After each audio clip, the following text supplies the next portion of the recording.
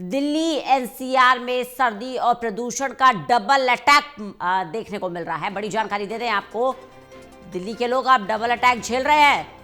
सर्दी और प्रदूषण, दिल्ली एनसीआर में ये डबल समस्या। ठंड ने ठिठुरन बढ़ा दी है, लेकिन प्रदूषण ने सांस लेने में मुश्किलें पैदा कर रखी हैं।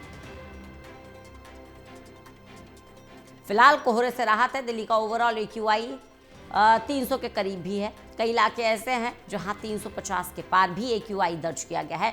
तो प्रदूषण को लेकर स्थिति बेहद खराब है। ठंड ने ठिठुरन बढ़ा दी है। पहाड़ों पर बर्फबारी ने मैदानी इलाकों में शीतलहर के हालात पैदा कर दिए हैं।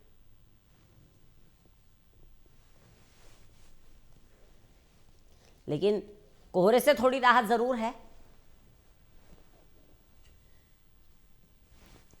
ये एक अच्छी बात है कि कोहरे से राहत है, क्योंकि वाहन चालकों को दिक्कतों का सामना बहुत ज़्यादा करना पड़ता था। विजिबिलिटी बेहद कम हो जाती थी, लेकिन समस्या अभी पूरी तरह से खत्म नहीं हुई है। ठंड ने भी जनजीवन को अस्त व्यस्त कर रखा है, रफ्तार पर ब्रेक लगा रखी है।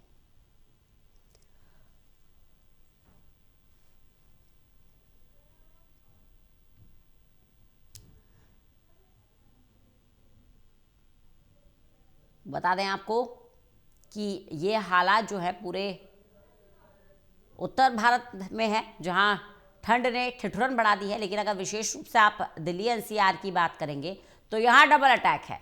यहाँ ठंड से ठिठुरन तो बड़ी ही है, साथ ही साथ प्रदूषण की मार भी झेलने को मिल रही है।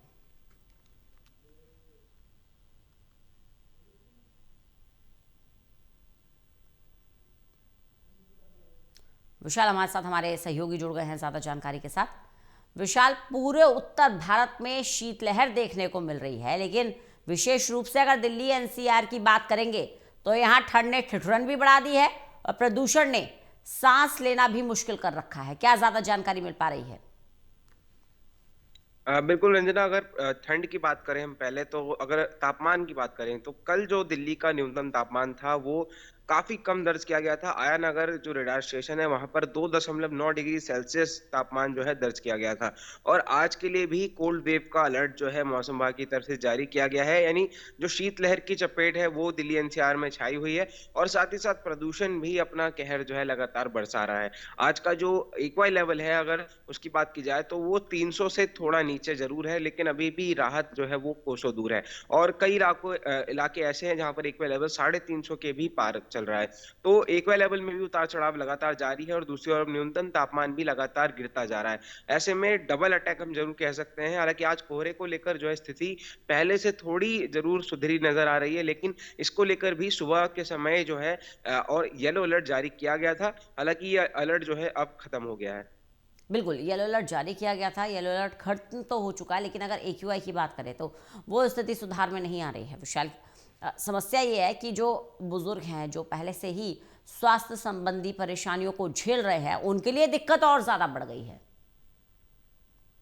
बिल्कुल, देखिए, क्योंकि पहले से ही जो लोग परेशान होते हैं, चाहे उनको अस्थमा जैसे रोग हो, न्यूमोनिया हो, तरह-तरह की बीमारियाँ हैं, और ऐसे में अगर वो प्रदूषण भरी हवा में साँस लेते हैं, तो ये एक डबल अटैक की तरह उन पर जो है पड़ता है। और ऐसे में लोगों को यही सलाह दी जाती है कि अगर आप ज़रूरत ना हो तो घरों से बाहर ना निकलें। अगर आप निकलते भी हैं तो अपने आप को ढक कर रखें, अपने चेहरे को भी ढक कर रखें, अपने फेस मास्क लगा कर रखें, आँखों को ढक कर रखें, क्योंकि प्रदूषण आपकी आँखों में भी चुभता है, तो भी आपकी आँखों में भी परेशानी हो सकती है। तो ऐसी कई दिक्कतों का सामना लोगों को करना जब पड़ रहा है, और फिलहाल जो राहत है वो अभी तक जो है नज़र नहीं आ रही है। बिल्कुल, राहत अभी नज़र नहीं आ रही है। वहीं अगर आप ठंड की बात करें तो ठंड से जनजीवन कितना प्रभावित हो रहा है विशाल?